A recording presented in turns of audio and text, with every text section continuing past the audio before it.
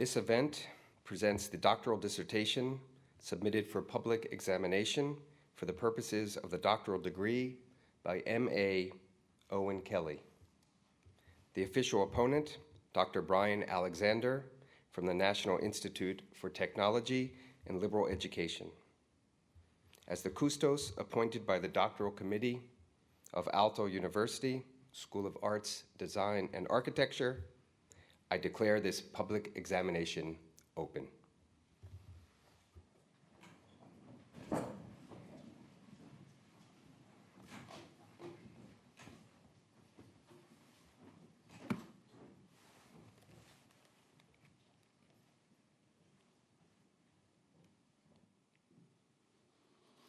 Good afternoon.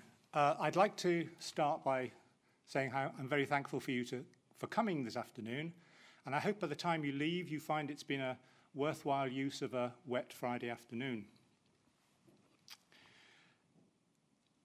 Now I just want to start by saying that I am indeed Owen Kelly,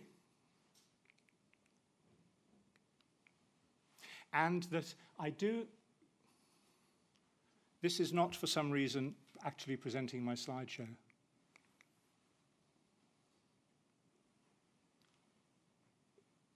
Aha. Okay, I am indeed Owen Kelly, and I am a doctoral candidate, and my thesis is called Ambient Learning and Self-Authorship. The thesis concerns itself with three related and interwoven topics. The thesis itself is in three parts. The first part describes 7 years of empirical research. The second part is a theoretical investigation into some of the questions that arose during the empirical research. And the third part is programmatic.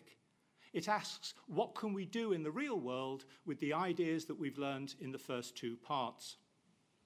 Now, before I begin the main part of the thesis, I just want to enter one caveat. As I say, the thesis is a complex set of interwoven arguments. It's not a thesis that goes in a single line from point A to point B. Therefore, I've totally failed in any attempt to distill the entire argument of the thesis into a 20-minute presentation. I'm not going to attempt to do that. Instead, I'm going to do something that simulates a trailer for a movie. If you imagine the thesis as a movie, then what I'm going to give you over the next 19 minutes is a trailer. And like all trailers, it won't contain all the plot threads, all the events, all the characters. It will contain some of the scenes put together in a specific way in order to try and give you a flavour of the big picture behind the thesis. This means that many even of the main characters in the thesis will be missing from this. I'll give you just two short examples. Charles Sanders Peirce, the 19th century American logician, his thoughts about diagrammatic reasoning and trivalent logic are at the heart of much of the argument I put forward in the thesis. He's mentioned and quoted extensively in all three parts of the thesis. His ideas are complex, and this is the only time he'll be mentioned in this trailer. The same is true of Marshall McLuhan. His ideas about media ecology, media landscapes, and the changing sensoria that they can provide are at the heart of the arguments in parts 2 and parts 3. He's quoted extensively, and I make lengthy attempts to link his ideas with the ideas of Peirce. This is the last we'll hear about him.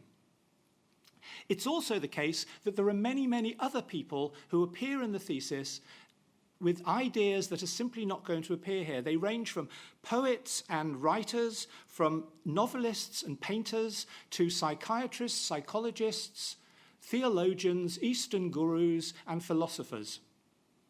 They're behind the arguments, but they won't be mentioned. Anyway, I think that's enough of me telling you what I'm not going to tell you. I'm now going to start telling you what I am going to tell you. In 2002, Camilla Linderbury and I were leading the digital media 4-year degree course at Arcada. Arcada is a University of Applied Science. It's currently housed in this building about 500, 600 meters down the road. The course that Cami and I had inherited was very fragmentary and loosely put together. And we were tasked with the idea of finding an overarching project, an umbrella project, which we could use to turn the course into a cohesive, coherent whole. We needed to be able to use this project to set real-world assignments throughout the 4 years for the students. And these assignments needed to tie together into a whole that provided a roadmap the students could understand. We consulted with staff and students. We received a lot of ideas, and in the end, we decided to accept the idea of an online world, which in 2002 was a reasonably radical proposition. Our interest was in creating a virtual culture that we could use for the process of learning. We needed it to have a deep and coherent backstory and a wide and diverse present, so that we could use this as the basis for making realistic student assignments with real clients or pseudo-real clients. Now, for reasons that are explained in the thesis, we ended up researching a small island in the bottom of the Mediterranean, halfway between Malta and Crete, and about 50 miles north of Libya. The island's called Rosario, and its small capital is called Marinetta. We spent some time getting to understand the island, and once we were certain we understood its geography, its history, and its culture, we moved into Second Life to start trying to recreate this virtually. When we went into Second Life in October 2004, we therefore approached it quite differently from the other educators who were also beginning to move there. Many of them seemed to want to merely transpose their teaching venues from bricks and mortar into the virtual equivalent.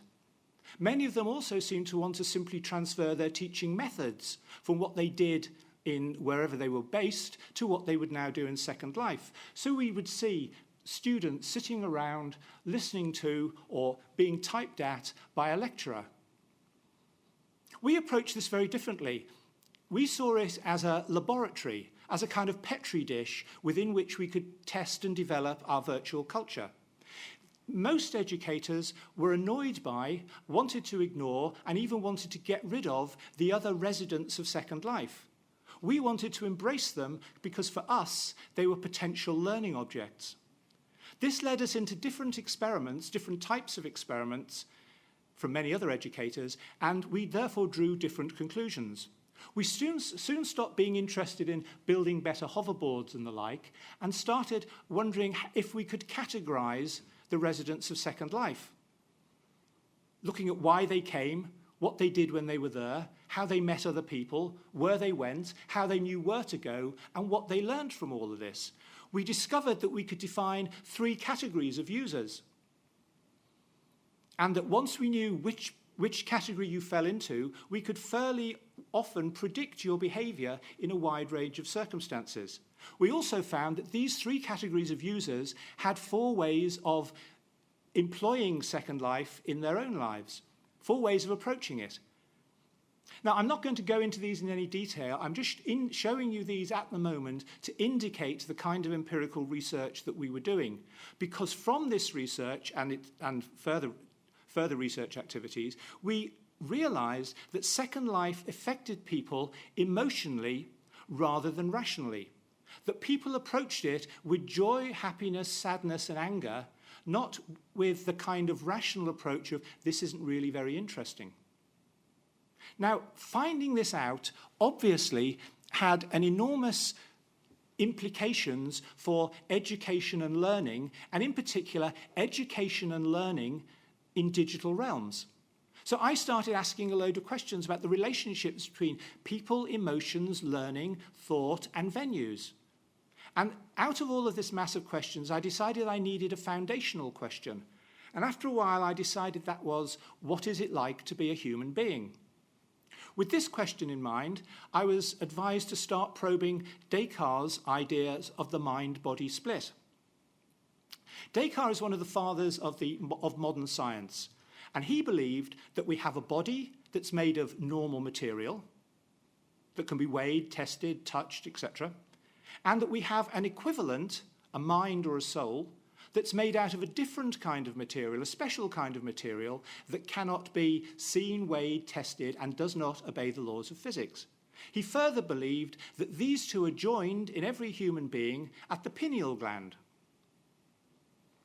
Now, this is problematic in quite a number of ways. We know now, for example, that the pineal gland has a task that's much more mundane than anchoring an otherworldly, invisible object to the top of our heads. Despite this, people who would totally agree with what I've just said still carry in their heads the underlying model that Descartes proposed, that we have two aspects to ourselves, a body, which we can see, and an equivalent object that we cannot see, the mind. Neuroscience suggests that the mind isn't any kind of object, and it certainly isn't an equivalent object to the body, that we don't own an entity called the mind, and we do not have a single mind-like function.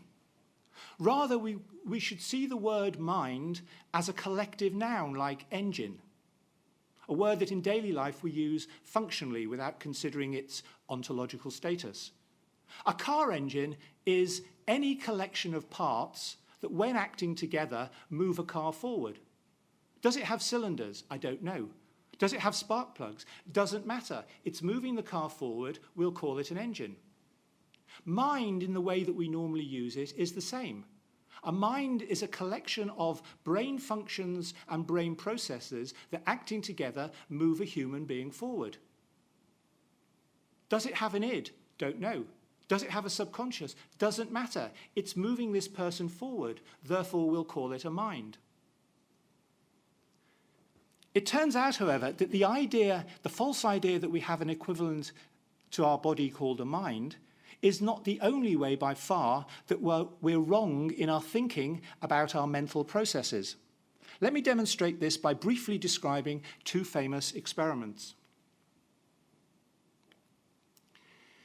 This is the colour phi experiment that was developed by two psychologists in 1976. It's quite simple. This is a screen. A dot is shown briefly at the top left-hand corner of the screen. A few milliseconds later, another dot is shown briefly at the bottom right-hand corner of the screen. Subjects, when looking at this, uniformly report that they see a single dot moving smoothly diagonally down the screen. Okay, so far so mundane. That sounds like a standard optical illusion, which we can explain easily by reference to movies. We know for a fact that you show still images for the right length of time at the right gap, and people's brains are deceived into seeing them as continuous motion. However, if you ask the subjects to describe what they see in more detail, they describe this. They say that they see the dot change colour halfway across the screen or slightly later than halfway across the screen. This raises huge problems. How do they do this? Halfway across the screen, they haven't seen the red dot. How do they know it's going to be a red dot rather than the green dot or a yellow dot or a purple dot? How do they know the dot changes to red halfway across the screen? The second experiment was carried out in 1983 by Benjamin Libet, and it's become so standard as a problem that it's just known as Libet's experiment. He wanted to know how long a delay there was between deciding to do something and doing it. He built his experiment on the back of an uncontroversial experiment carried out in the 1960s in Germany. In Germany, some scientists had discovered the readiness potential. The readiness potential is simply this. If I do that, and you have electrodes attached to my head, 500 milliseconds before I do that, there will be a characteristic spike in electrical activity in my head. Doesn't matter what visible action I do, 500 milliseconds before it, there's a characteristic electrical spike. Libet wanted to know how much earlier than that spike the decision to move came. And he invented a complex apparatus I'm not going to describe to enable him to ask subjects and get a very precise answer about when they decided to do it. He did this. He got uniform figures. The only problem was they didn't occur in the order he expected them to occur. The order was, first, the readiness potential, second, the decision to move, third, the movement. This seems to demonstrate that, well, we take both of these. The colour-phi experiment seems to prove that we observe something correctly before we can possibly see it. Libet's experiment seems to show that the body starts moving before the mind tells it to. Now, there have been a lot of different theories about how this happens. Roger Penrose, for example, the British physicist, has insisted that these demonstrate beyond a doubt that the brain is a quantum computer. And as we know, quantum actions can send information backwards and forwards in time. And that's where it all goes wrong. So Roger Penrose says this graph, which seems to show this, isn't really what we're measuring.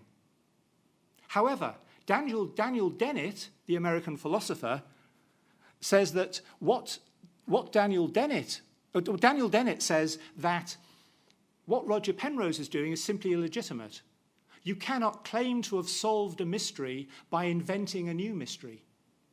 Dennett says the only way to deal with this information is to accept it at face value and then see what the consequences are. And he suggests that the first consequence is that all thought is retrospective. He says that when we ask ourselves what we're doing, our brain collects a massive internal data and tries to assemble it into a plausible story. And once it gives us this story, then that's what we think and say that we're doing. This explains the colour-phi effect, because the brain assembled the experience milliseconds after the event, not during it. Dennett also claims we don't have a continuous consciousness. We don't have some sort of central scrutinizer sitting in a headquarters in our brain taking notes. Instead, our brain runs parallel processes at different speeds in different parts of the brain. And from these, it makes multiple drafts of potential reports. When we query it, it assembles some of these reports into a plausible story. And this explains the results Libet got. Whatever we feel about it, our decision does not cause our action. Rather, our decision is a justification our brain gives us to explain and justify our action. From this, Dennett further suggests that our memories are fluid. Our memories are also stories we tell ourselves and reconstitute and rebuild every time we remember them. He also claims that we don't think as often as we think we do. He suggests we do better, therefore, to think of ourselves as not possessing a unified consciousness, but rather as being centres of narrative gravity. Putting these together, what it is like to be a human being is to be stories all the way down. Our sense of consciousness arises from the sum total of all the narratives and stories we've absorbed, internally and externally, and from all the stories we've absorbed from other people and from the culture and the history of our culture. This, in turn, underlies the fact that first we live and behave as social animals, and then later we come to believe that we exist as separate individuals. At this point, I just want to point out briefly the strong evidence from Susan Blackmore's investigations into memes. She points out that not only do our ideas originate socially, rather than within our separate brains, but their transmission is also social. We do not have ideas in fits of isolated inspiration. Instead, ideas arise in the social spaces between us and spread by infecting suitable candidates. We are stories all the way down, in a media landscape of our own historic devising, a landscape that we've learned to treat as though it is an external force pressing down on us. This landscape includes the original proto-medium, language. It includes the memes that human beings have enabled through language, the tools human beings have developed through spreading memes, and all the things we conventionally mean by media, up to the mass media and social media with which we currently send and receive, tell and listen.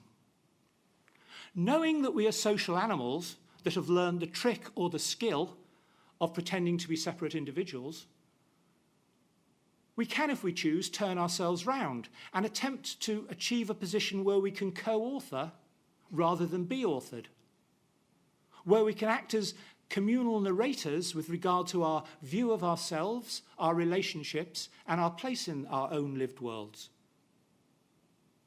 If we do this, we need to investigate it hermeneutically, not statistically. We need to investigate it through creative activity, art research, media production, and deliberate programs aimed to foster co-authorship. Knowing that life is in effect a communal play, we can, if we wish, choose to step up and play our part in authoring that play. And knowing what is actually going on, we can devise tools to better equip ourselves to do all of this. And to bring us full circle, it turns out, for reasons explained fully in the thesis, that we can develop immersive worlds very fruitfully as personal tools for meditation, self-reflection, and self-exploration, and as social tools for mediation and interpersonal experimentation. And it turns out that all of these are important components of any attempt to foster co-authorship. Now, these are not new arguments, and I'm not going to try and pretend that they are. They've been in the air as memes for a long time. The most I'm doing here is strengthening them and helping them spread. These memes have arisen in many different historical periods in many different cultures. They've appeared and to some extent still appear in Indian and Japanese cultures, for example. They also appear in African cultures. This is a Zulu expression, which I'm not going to attempt to pronounce. It's the phrase from which the word Ubuntu is derived. It's usually translated as a person is a person through other people. And this encapsulates more or less the same idea as I've been proposing here, that we are born as animals and become people, through interaction, through social interaction. Now, at this point, it might be really handy if we had a word in English that we could use to discuss this and carry this idea forward. And it turns out we do have one. Dictionaries claim that the word individual is archaic. Many anthropologists who've been using it for the last 60 years might disagree. Webster's dictionary defines individual like this, and this definition is more or less ideal for what I've been outlining here. I suggest we might usefully take the time to try to reclaim this word. To conclude then, I began this journey by experimenting inside virtual worlds. The way people use these led me to question what it was actually like to be human. In doing this, I found out that we are stories all the way down and that we become people through other people. I also discovered that once we know this, we can learn to tell ourselves better and more useful stories. We can influence our own narrative. We can become better narrators and thus deliberate co-authors of our shared world. Further experiments showed that immersive worlds could provide ideal tools for a major part of this learning process. Now, many artists and thinkers, psychologists and post-religious theologians have already been pointing in this direction for several decades. Personally, I think it's now time to embrace individuality as a research area, as a key component in learning theory, and as a starting point for some new and necessary creative actions and media productions. Thank you. I'll now ask you, honoured opponent, appointed by the Doctoral Programme Committee of the Aalto University School of Arts, Designs and Architecture, to present the critical comments on this dissertation that you find well-founded. Doctoral candidate Kelly, your thesis is ambitious and visionary, a brave combination of thoughtful critical reflection with an unusual and sustained classroom project. It is unabashedly idealistic and openly defies some of the traditional thesis form. And it begins with a quotation from Robert Fripp. I applaud the deep, respectful work with students. Indeed, Rosario is a fascinating and perhaps unique project. Your analysis is also a good contribution to literature on Second Life, and also on alternate reality gaming and education, which I'll say more about later. Ambient learning and self-authorship is sly and cunning. You'll note that the thesis develops an argument praising the spread of memes and then it argues for a commons-based intellectual economy and borrows its thesis statement from another source.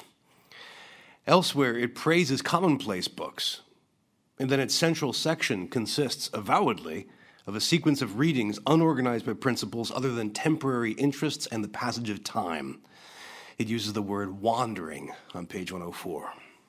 Like a piece of birch bark, candidate Kelly, your work attempts to cram much richness in a slender and appealing volume. However, this leads to excessive thinness and twists which unfortunately undermine its strengths. I'll make a few categorical comments under this header. First, the choice of technology, of Second Life. The question that Second Life brings to mind today in 2015 is, why did virtual worlds fail? Why did they fail in their promise and become such a minor moment on our growing landscape? A pocket universe, indeed, is what they ended up being. You call for one in the end of your book.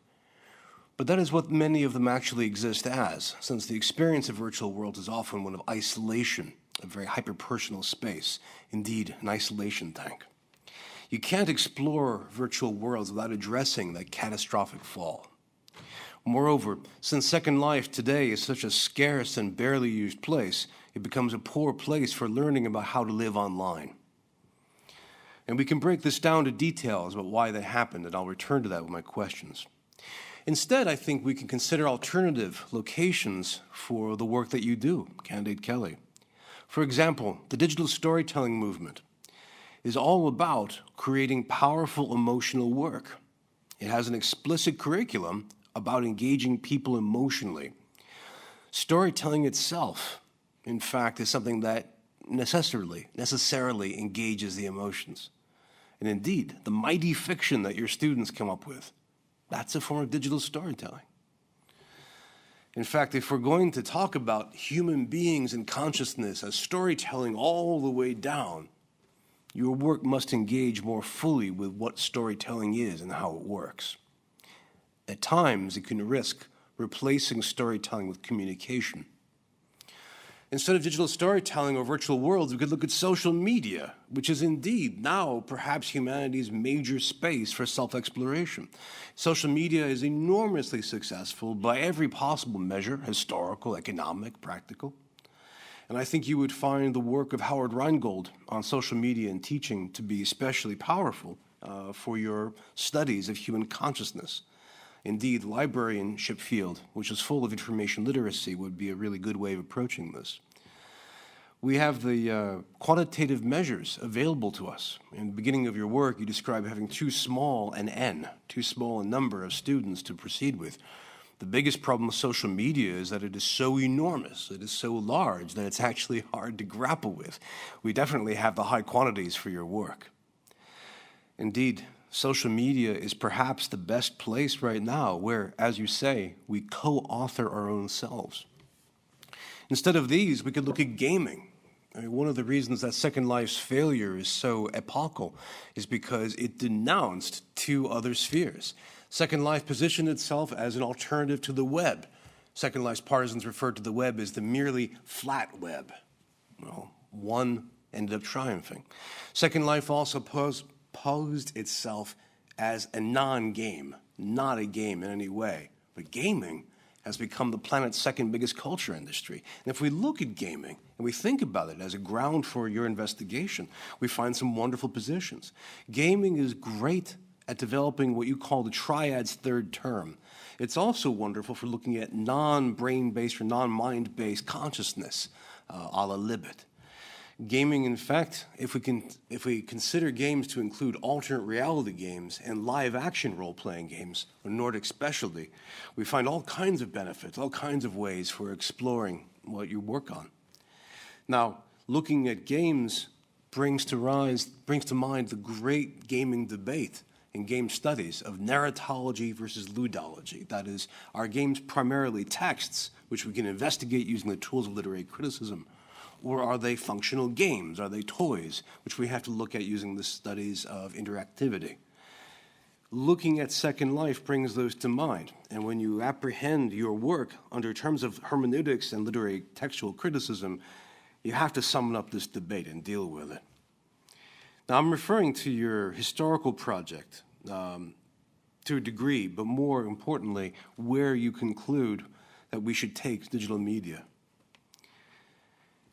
In the middle of your book, you address how the human mind works, and your conclusion includes the aspect that the human mind is profoundly social. As you say, we begin as animals, and then we grow into human beings, collectively, socially.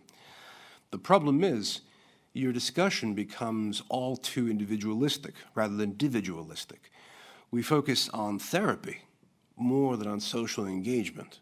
In fact, most importantly to my mind, you summon up the ghost of neoliberalism, but without really taking it seriously. For example, you, in your opening and in your closing sections of your dissertation, you address turning students to the market, pointing their work into the flows of buying and selling. But you also criticize this for being too, in many ways, focused on the market economy. It's hard to deal with that. It's hard to deal with that measure. Elsewhere, in fact, you seem to avoid this. On 208, you have this brilliant discussion of the mysterious transformation of businesses and industries into monopolies and the rise of commodification, but it appears as an effect of language rather than an effect of the rise of neoliberalism. It reminds me of that later Martin Heidegger essay on language, which in the early 1950s begins by saying, somehow language has fallen. For something has happened, we can't really name it, but language is unreliable.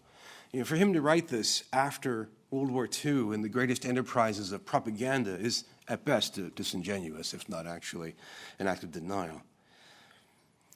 On therapy, one more note. You seem to encourage us as educators and as practitioners of new media to follow some of the principles of therapy.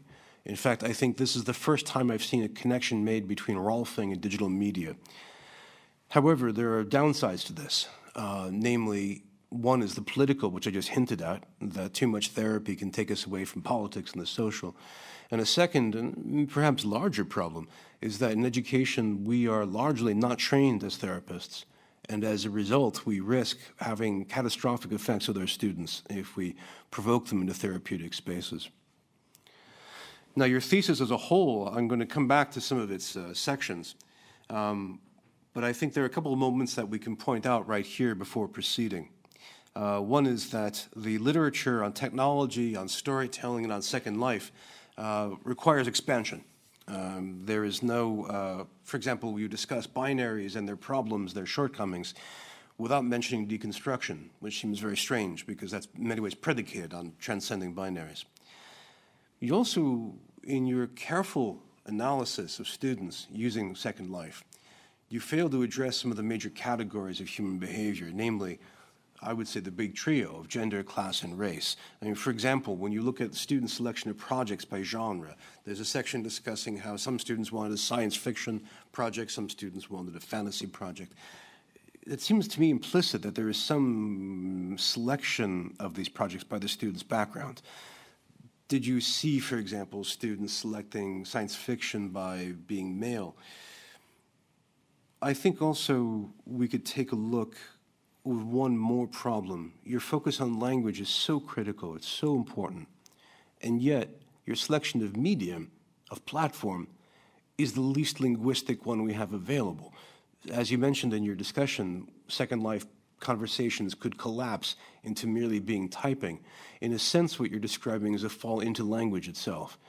And it seems that a medium so based on virtual presence, on personal interaction through other visual and audio cues, is in some ways the most risky if we're talking about in terms of language. So to begin, I would like to turn this back into the discussion, to take my interrogation into a dyadic mode, rather, and ask if you could speak to the failure of virtual worlds.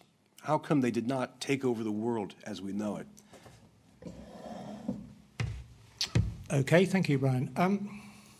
I'll start by saying that I'll come on to answer that question directly, but let me start by saying something contextually, which is that bear in mind we went into two things. Bear in mind two things. We went into Second Life in 2004.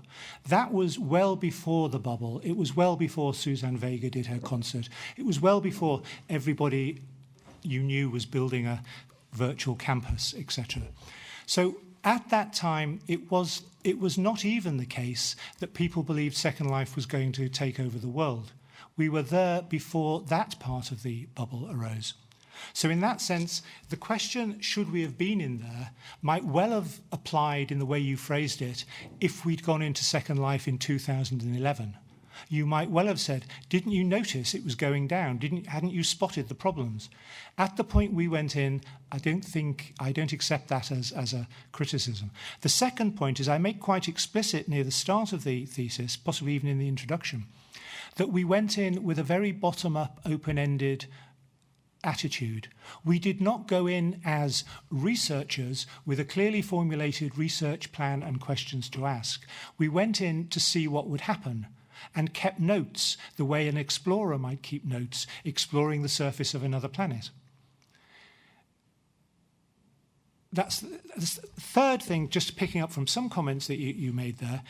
The gender and class thing, no is the short answer to that. No, because our students are already pre-selected. If we'd have done this project in a community college, then I might well say we should have noted how many women, how many men, how many people of what racial origin were choosing which of the options. But the fact is statistically, there are a very small number of Swedish-speaking Finnish students each year. So what we get at Arcada is a self-selected group from a statistically small group. And therefore, in terms of serious research into gender studies or into class studies or into racial issues, it would quite frankly be wrong, stupid of me to claim I had any contribution to make based on the mixture of students at Arcada and those choices. So I just say those at the start as initial responses to what you said. As to why Second Life failed, there are several reasons. Some banal, some more deeply structured. The banal ones are they never managed to get the software to work in anything like the way the publicity claimed it worked. Secondly, for reasons that completely escape me, they never managed to make the first hour or the first day's experience work. They never had an internal infrastructure. At the point when we went in, and for 4 or 5 years afterwards, there was no way of finding out what was in Second Life except by either randomly bumping around there till you found something of interest, or by reading the note cards that attach to each avatar. For those of you who don't know Second Life, you can click on any avatar and ask to see a note card. And the note card is like a walking mini biography. And I can put in there my favourite places. And there's a kind of internal URL scheme system where I can put a link to my favourite place. So if my favourite place is Miranda Beach, I can put it in my note card and you can click on it. Those, for 5 or 6 years, were the only ways of actually finding out what was going on there, until some people started unofficial websites in a kind of ecosystem around Second Life where you could find out about a website and go there. The Linden Labs themselves never produced an infrastructure that would enable the transmission of information reliably within Second Life, which made bizarre their claim that it would ever replace the web, since it was a digital media with no internal communication system. Those are some of the banal reasons. The more deeply structured reason, I think, is the one that I alluded to in my initial comments, which is that Second Life is primarily an emotional experience, a visceral experience, and therefore is not necessarily best suited to organising rational activity in there. It's wonderfully good for organising exploring games. It's wonderfully good for organising the kind of meeting people thing you might do if you held a student party, gave everyone a couple of beers and said, let's run through the woods in funny clothes. It's very good at simulating that. There is, in retrospect, literally no point at all in resituating a meeting like this into Second Life. asking you all to get avatars and log in, and then asking you to all sit on some benches that I've made in Second Life while I sit here like this, and either you've got headphones on or I'm sitting there like this, frantically typing my speech. It's pointless. It wasn't even discovered to be pointless later. It was pointless at that time. You'd be better off using instant messaging. If I wanted to talk to you live, online, I'd be better off using Skype or Google Hangouts, and those kind of things existed in 2004 in a more primitive state. So those kind of activities could only be justified because people had fallen for the hype and hadn't realized that it was an intensely game-like, if not officially game, experience. It involved people, it absorbed them. It was great for falling in love. It was great for making enemies. It was great for being in groups that hated other groups or groups that forged links with other groups. It was really bad for sitting there learning chemistry. That's one of the reasons I think it failed. It advertised itself as having a set of characteristics it simply didn't have, and then shouted at anybody who advertised the characteristics it did have. And they said, we're not interested in that, we're not a game, it's nothing like that. Coca-Cola are in here, what are you talking about? That's why it didn't work. I have several comments in response to that. The first is that I agree with your analysis of the failure of Second Life. And I think in many ways you were too generous. It had other reasons why it collapsed. And some of them had to do with the corporate organization, which became too controlling and stopped listening to users, especially when it took to censorship and to reorganizing things unilaterally. I do think that I would like to hear you expand your comments, because my question was not about the failure of Second Life. My question was about the failure of virtual worlds. I mean, in a sense, many of us inhabit virtual worlds if we play games like EVE Online or World of Warcraft. And in a sense, Facebook is an extremely thin virtual world. But gaming as virtual worlds really exist. However, we're not talking about games, we're talking about game-unlike worlds, such as Google's Lively. I mean, there were dozens of these at the height of the bubble, and they all failed. The only exception I can think of is Habbo Hotel, which has a very, very strange organization where it's really one-half social media. I mean, I'm curious, how many of you have ever used Habbo Hotel? Does it still exist?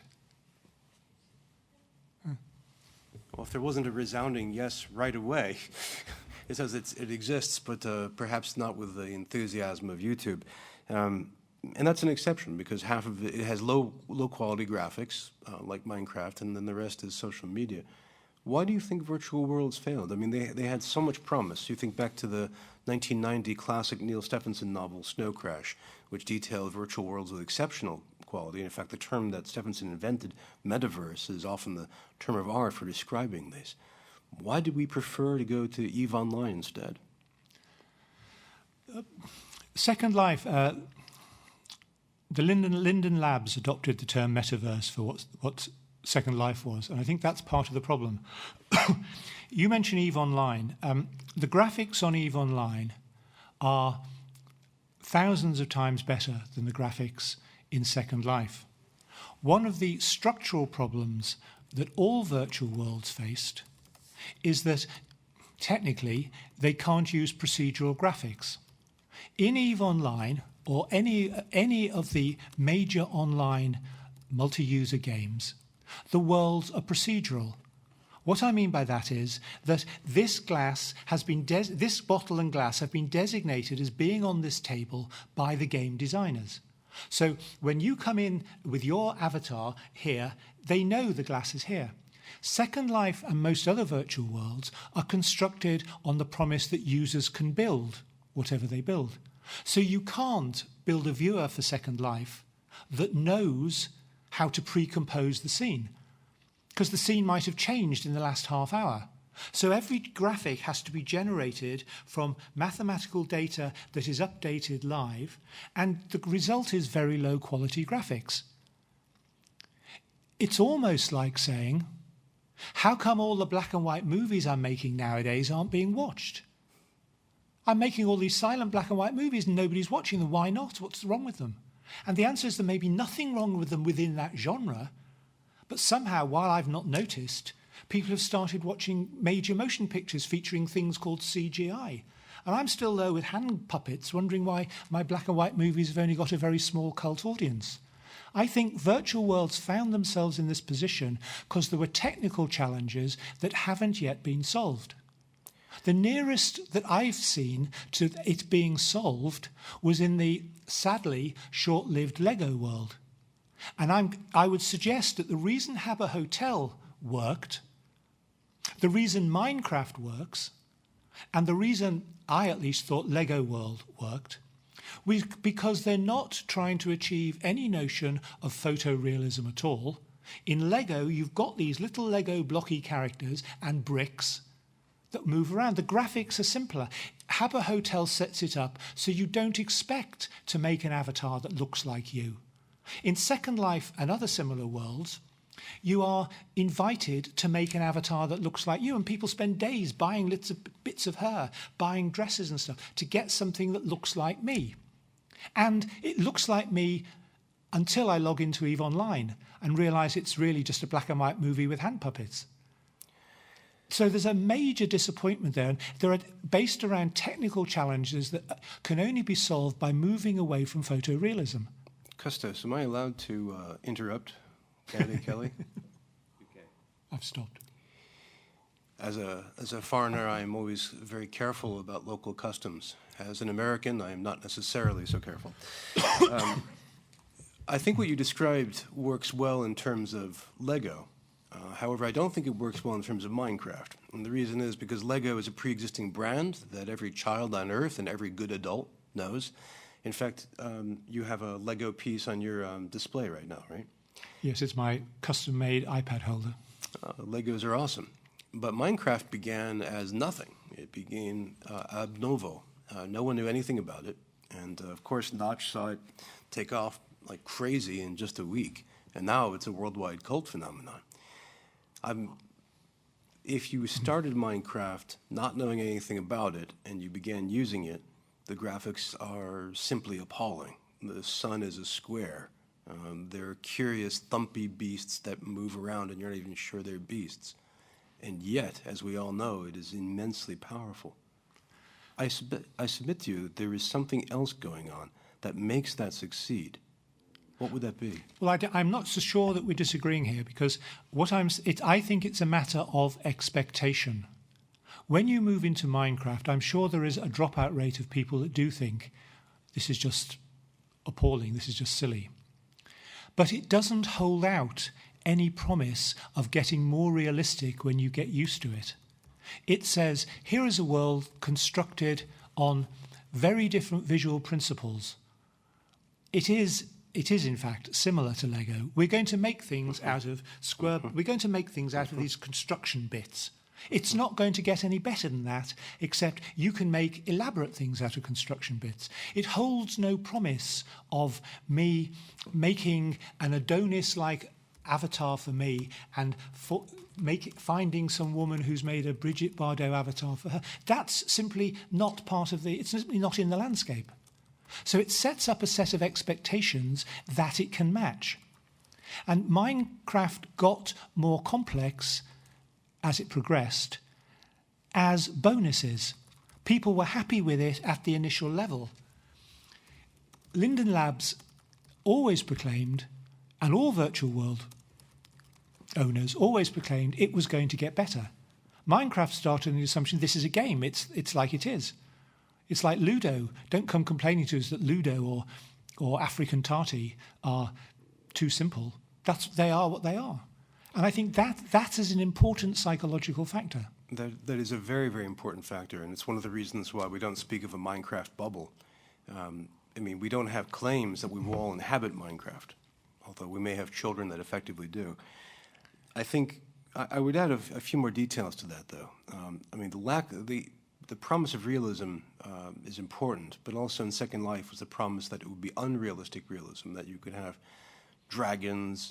A friend of mine was always a werewolf. It would be realistic in impression, but it allowed you to have that fantasy. That was part of the appeal, and I think still is. I think one difference is that the induction process was so much better. The induction process of Second Life was awful. I mean, basically you would appear, you would struggle with your hardware, struggle with the infrastructure, struggle with the software. If you were a gamer, you were effectively de-skilled because it didn't use gaming interface commands. But also you were hassled. You could be hit on by random avatars. It was a very awkward experience. They had massive drop-off. Initial Minecraft, if I described it to you, it would seem awful because it had no help file. You had no idea what was going on, and yet it responded to a world of gamers because that is what we are. The majority of humans play computer games. And I think that's one thing that Second Life and other virtual worlds never quite caught on to. But I think the more important tool, the more important feature was that Minecraft comes in two modes. There's story mode and there's exploration mode. Exploration mode is the classic virtual world where you can hang out and build a new world as you stand there. But the story mode, I just have to do this. As a quick show of hands, how many of you have played Minecraft? Okay, the rest of you, you know in the Matrix about the red pill, you have to take, I can't explain it to you, you simply have to do it. But if you haven't played it, when you're in story mode, the sun moves across the sky because you're on the clock. Things are happening. And when the sun goes down, it becomes dark, and monsters come out and kill you. So you have to respond by building. It gives Lego construction an urgency not found elsewhere. I think one of the reasons why Minecraft was so successful is because it had story explicitly built in, story that you couldn't avoid. And we all respond to story very, very powerfully. I would add one more detail too, which is... Can I just say something, because I think there is yet another reason why they failed. Well, hold on to that, because this builds on that. I think one of the reasons why we look at virtual worlds failing is because their intersection with social media became very difficult. And it could be a matter of ideology, don't use that flat web, but also getting web content in a world like Second Life was difficult, and getting to the web from Second Life was tricky. But Minecraft has an enormous penumbra, an enormous halo of web-based content. I mean, if you go to YouTube, for example, there's an epic world of people showing off their creations. In fact, you can see bad creations. One of my favorite sad Minecraft videos is a person showing you their house they built, and as they're showing it to you, they want to alter the fireplace. I don't know if you've seen this video, it's very sad that as they're showing it to you, they move a bit of fire onto a piece of furniture, which then bursts into flames, then infects the 4 cubes next to it, and the carpet starts burning. And the voiceover is, "Oh, that shouldn't be happening now. Here, let me," and they run to the next room to get a pail of water, and by that time the whole house is on fire, and the voiceover is like, "Oh no, that shouldn't be happening. Oh, I should really stop recording this. Oh, the humanity stopped," and it ends. So you get the story. But also the videos are huge. The web presence is enormous, and I think that's a key part where you can actually combine these two. Please, with your additional point. I think also in Percy's terms, there is a fundamental question of what virtual worlds are modelling. Mm-hmm. I think Minecraft successfully models a toy box. We puzzled for some time about what Second Life was modelling, and in the end decided it was modelling a Protestant version of heaven. Because the way Second Life works, you can fall from a great distance, you hit the ground, there's a little cartoon splat, you get up and walk off. Your avatar doesn't need anything. In some games, in World of Warcraft or whatever, you would need to keep feeding your avatar. You need to have periods of rest. You need to go from A to B. You might have, oh God, I've got to go and get the jewels from over there. And 3 game months later, 3 real-world nights, you've just about travelled there after all sorts of other adventures. In Second Life, you can teleport from one place to another. So distance, even in terms of the in-world logic, distance doesn't exist. You can pull prims. Second Life building is made from prims, like a kind of fancy version of Minecraft. You can pull prims out of the air. They don't cost anything. You don't need food. You don't need sleep. You don't need to. You can't feel pain. Your avatar doesn't react to anything. If I punch you, you just moved along. It's just like doing that. There's no effect on you as a player. In other words, Second Life has evacuated everything that makes stories. Yes, and so it models a child Protestant version of heaven, where you've got everything you need, and every action, every choice is purely discretionary. And genitalia are optional. Yes, and genitalia are optional and cost money. Which is in many ways a child's vision. Yes. It's more of a kind of Spielberg vision of the world. And in a sense, you would have expected it to become popular among religious people, and it never did. Quite the opposite. I think that's excluding Satanists, who were very popular.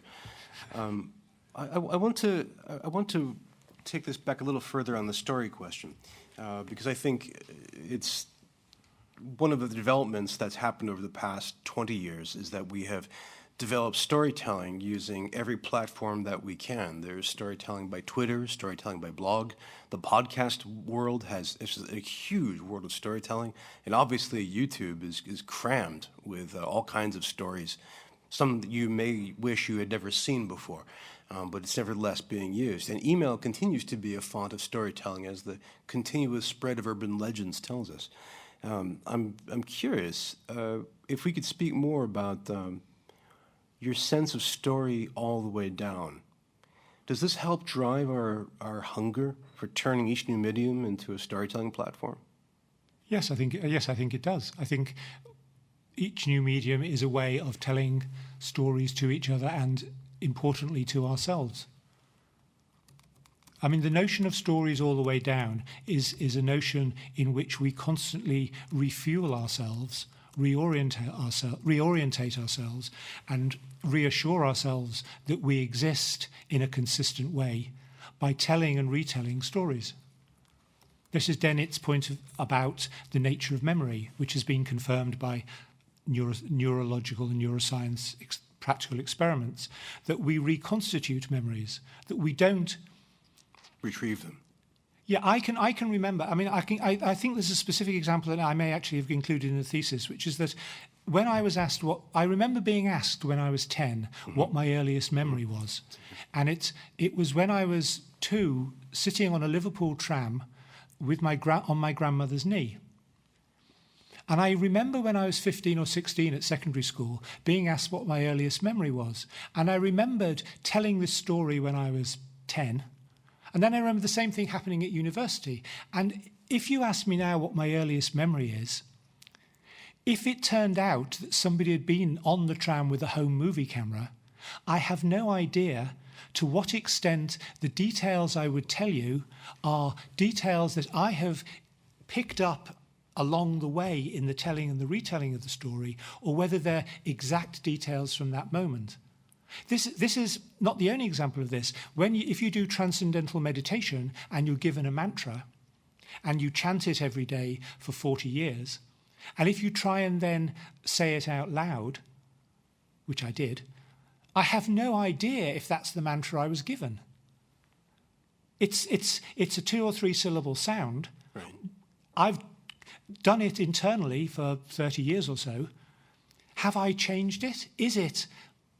If I heard a recording of the mantra as I was given it in Scotland, would it be the same as what I've been chanting? Or has the chanting gone through a process of internal Chinese whispers to become something entirely different?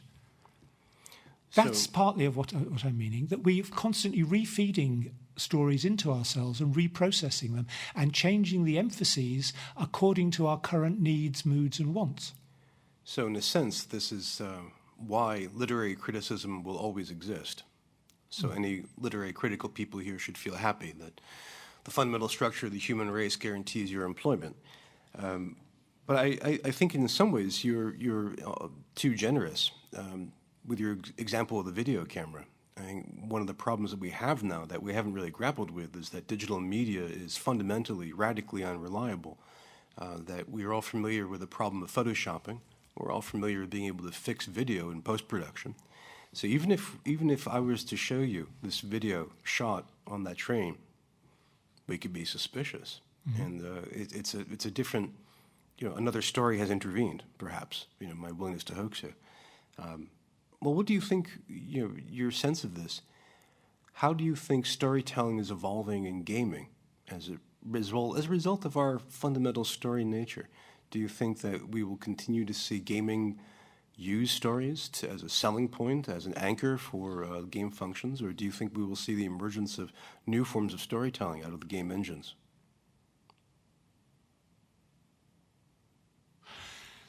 I'm always... somewhere between sceptical and suspicious when people talk about new modes of storytelling. I've finished teaching a course on transmedia storytelling, and that's meant I've looked through the literature and I've seen the TED Talks, etc. And I think there is areas there which would make the failure of Second Life look like a resounding success. I mean, I think the production of hypertext novels has turned, if it ever was anything else, which I don't think it was, it's turned into a specialist field where two of the transmedia novelists read the third's work and comment on it. And I think the idea that we can acknowledge, on the one hand, we are storytelling animals that have always made sense of our lives in one sense or another with stories, and that for some of these stories we seek external verification. For other stories we don't bother. The idea that we can suddenly and kind of willfully say, but let's put all that to one side. I've got a new way of telling stories. Is, in a sense, woefully ahistoric. The fact, I think we have to accept, and one of the logics behind the argument I propose demands that we accept, that innovation, brilliant ideas, happen within historic context, happen within social context, happen as memes that spread. Therefore, to take one silly example, just because it popped into my head now. If Walt Whitman had written what he wrote in the mid-17th century, nobody would have recognised it as poetry. Right. They might have said, very interesting, Walt, very interesting, yes. But they wouldn't have said it goes alongside all this stuff other people are writing as poetry. It was produced as part of an ongoing story, an ongoing conversation that can be criticised and examined hermeneutically and examined in a literary critical way as a story, a meta-story about the development of poetry. And you cannot simply slot things in randomly. So the idea that I have developed a new way of telling stories will only, yes, I might have done. And it might be incomprehensible to everybody else. And it will only become a new mode of telling stories if it turns out to be a meme that has strength, and it will only turn out to be a meme that has strength if there is a sustaining environment for it in existence at that time. It's no coincidence that whenever there is a major scientific breakthrough, somebody else pops up somewhere else and said, I discovered that 3 months earlier. Right. And it turns out they did. There is an argument, Alan Watts puts this in the terms of the earth is ready to people. That at this point, the earth is ready to give birth to a new form of storytelling. And if it is, then it won't just be me that's invented it. There's somebody working in Orlando, Florida, inventing it now. And they will pop up 2 months later. This is pretty established in the history of technology, where every major invention has multiple competitors for the telegraph, the telephone, to see who could invent it at the same time. And it's still an issue. And in fact, one argument for the history of technology being the way it is now is that when we look at the major figures, that they're the ones who were successfully able to fend off legal challenges, rather than necessarily being the inventors. And we know Edison, for example, we're much more skeptical about because he was so brutal to his competitors, notably Tesla. I think what you describe is true and accurate. I think that helps describe why we use gaming the way we do. I do wonder, though, about the emotional impact. One of the interesting things about storytelling is that it's a great way to engage emotions. And yet we often view gaming as either eliciting bad emotions, so trivial emotions, or too much violent emotions, or we see it as cold and impersonal, the domain of quantity. I mean, we mentioned EVE Online, which is really hard to play without running a spreadsheet or being familiar with futures trading, for example. I mean, how do you think gaming is going to evolve, grappling with that gap between emotion and rationality?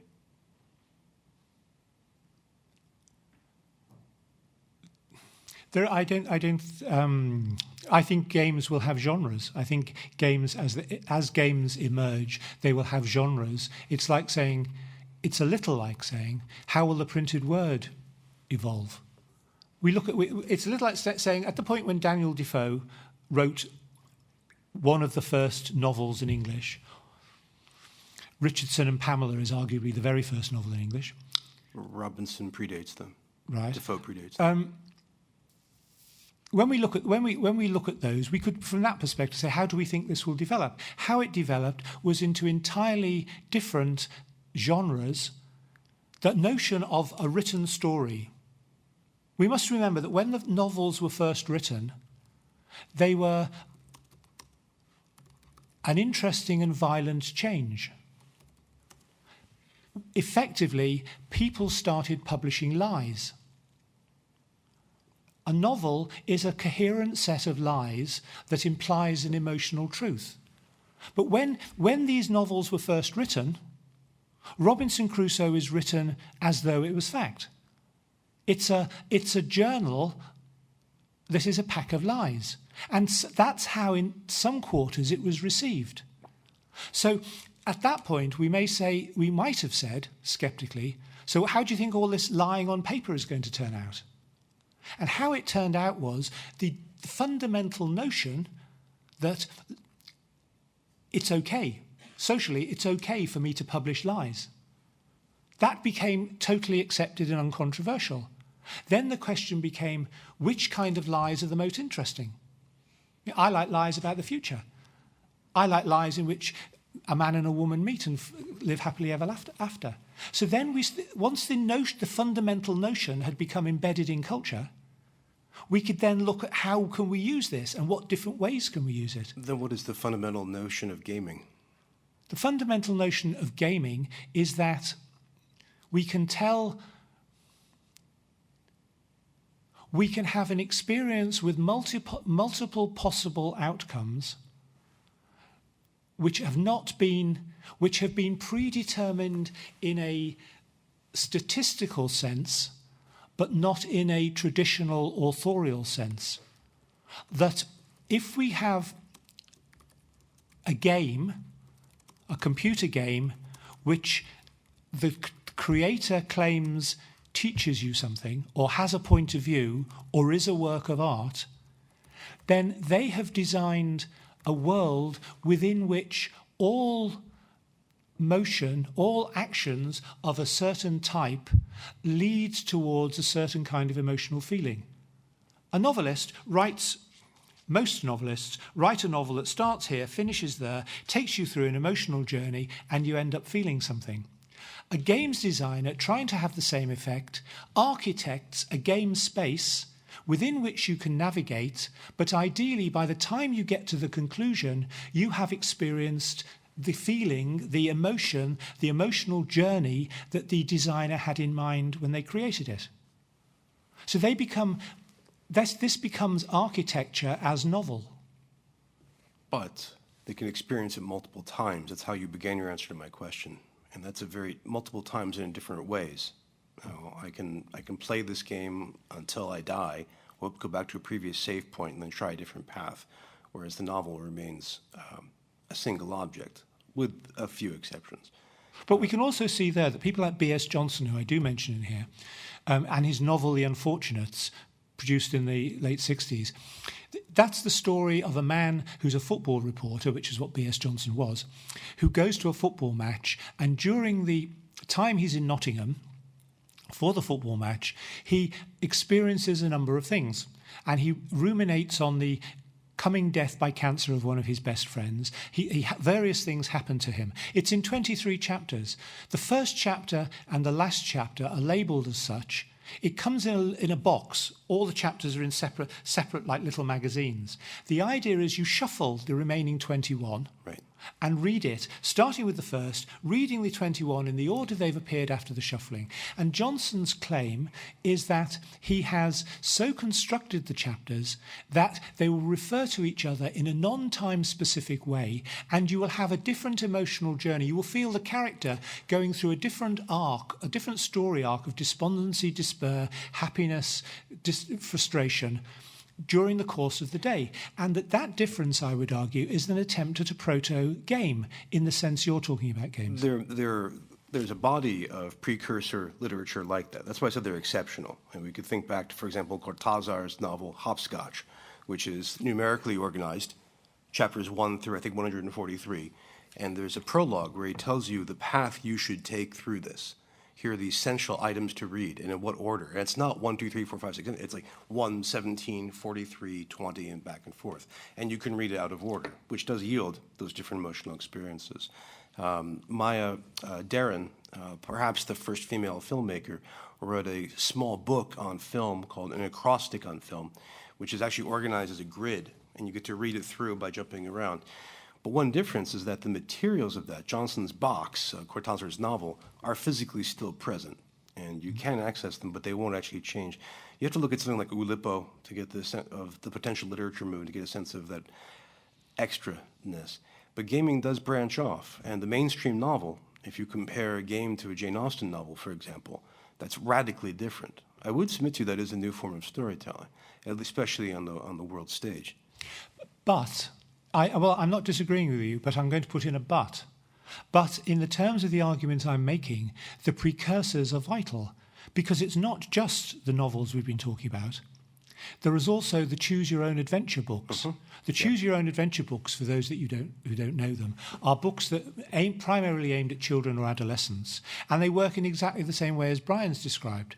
It's a story about vampires. I get to the end of the book, the first chapter, which is a page and a half, and it says at the bottom, if you wish to see what the eerie noise is, open the door and turn to paragraph 67. If you wish to retreat back into the bedroom, turn to 114. And the books are constructed like computer games, except, as Bryan says, they're all present in a box. So, of course, I can cheat. I can put my thumb here, go to page 24, see that I'm dying, go back and take the other option. But they are attempts to move towards a particular fluid kind of storytelling with more than one outcome, in which the reader is more like a participant than a recipient. And I would argue that this is precisely evidence for what I'm arguing. That the spread of memes, the earth being ready for non-linear storytelling, precursors are set up in the established fields. And then somebody says, not, hey, I've invented an entirely new form of storytelling, but more prosaically and more possibly, hey, if we take this emerging form and put it on a computer disk, they won't be able to cheat. And we can pack much more in, and we can make it audio-visual and not just textual. So there is a leap, certainly, but it doesn't come out of the blue, and it's not an individual in-my-head brainwave. No, except when you're leaving out a precious third term, which is the present-day technological environment. So one of the reasons why hypertext novels didn't take off was because they didn't really use the technology, and the technology was still kind of funky. One of the reasons why works like Oulipo never took off was because they were in many ways too strange for the audience. Games could take off, game storytelling, once a few conditions were in place. One was discovering the easy save function, which wasn't there in early computing.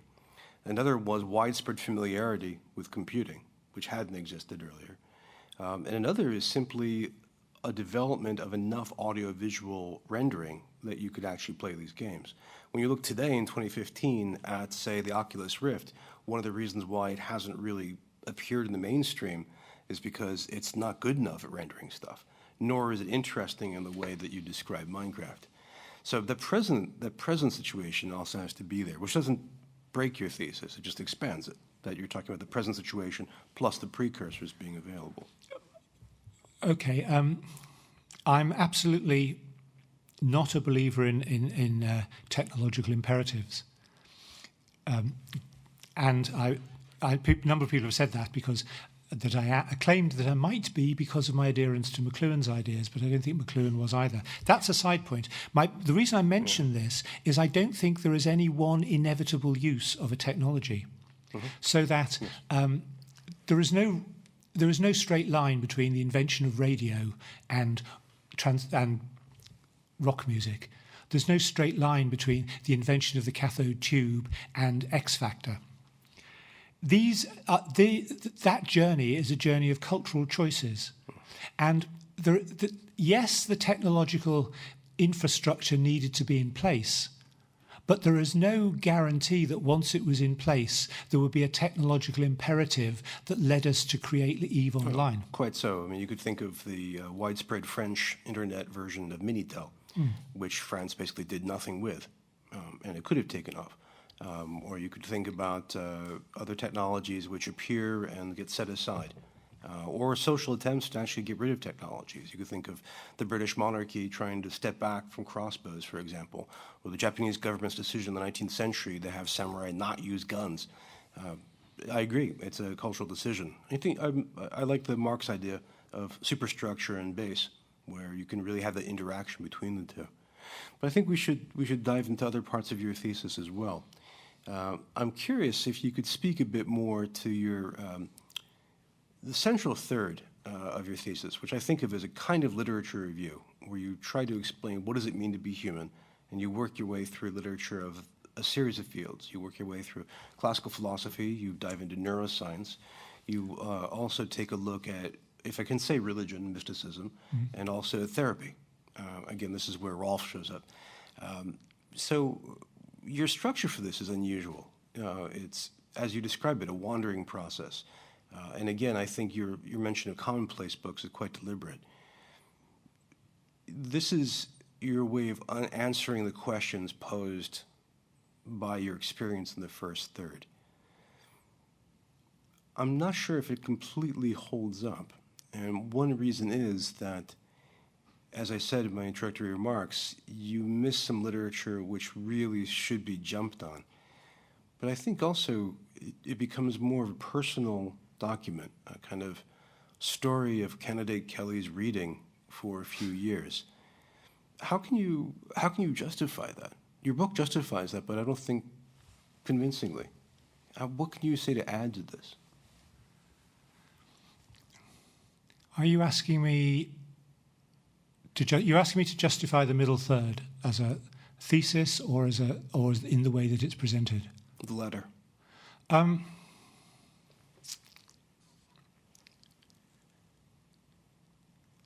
One of the things that I was advised, for better or worse, quite strongly, was that nobody would either want to read or necessarily even accept a 900-word thesis, a 900-page thesis. Mm-hmm. That either really, either really, and that I needed to cut down my argument, to prune my argument, to make the point that it was supposed to make. Unsurprisingly, over the period in which I was researching, there is a large amount of stuff that fell out of the thesis. For example, to give one obvious example from today, which is obvious to you if nobody else, is that the word individual doesn't actually feature in the thesis. It's in the offcuts. It fell on the cutting room floor. Just as some things fell on the cutting room floor for the 20-minute speech. So the argument there is functional and is intended, and it may succeed or it may fail, in making the point that it makes by the end. In other words, I approached it not as entirely as an attempt to produce a universally satisfying theory. In fact, I'm quite clear, quite explicit at the start that I don't think the thesis holds up or is intended to hold up as a scientific document or as a theory. That in Peirce's terms, it's abductive. That is, I have noticed some facts, I'm trying to find an explanation that will fit those facts, and at the end of the thesis, if it works, there is a hypothesis out of this that we could then move on to test. So, again, for better or worse, the thesis ends with suggestions for how this could be furthered, how we could move on from this. And that's not an attempt to patch it up at the end, that's a deliberate acknowledgement that this is the way I'm presenting it. I'm presenting it as an open document that sets out its stall, sets out a set of ideas that add up to a hypothesis, which I claim, and do claim, is potentially important and interesting, and that we might consider sufficiently demonstrated to choose to move on to try and prove. Therefore, in some sense, the argument in part 2 is instrumental. I am not attempting a comprehensive reading survey across 5 or 6 disciplines, so much as picking arguments from 5 or 6 disciplines and saying, hey, look, if we put these together, what I think is we've probably all achieved some awareness of all of these arguments. I think probably most of us have heard of Daniel Dennett, and we're aware to some extent of his views about how the mind works, perhaps not completely. We've all seen Rolfing, or we're all aware of some of these social therapies that suggest that you can approach mental problems from the body.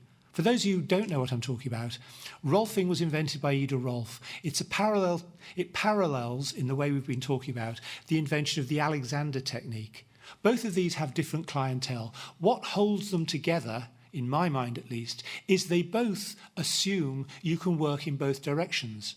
That if I'm feeling stressed, a long process of carefully managed massage may result in my mind feeling less stressed, that I don't necessarily need Freudian analysis. We can approach bodily problems from talking therapies.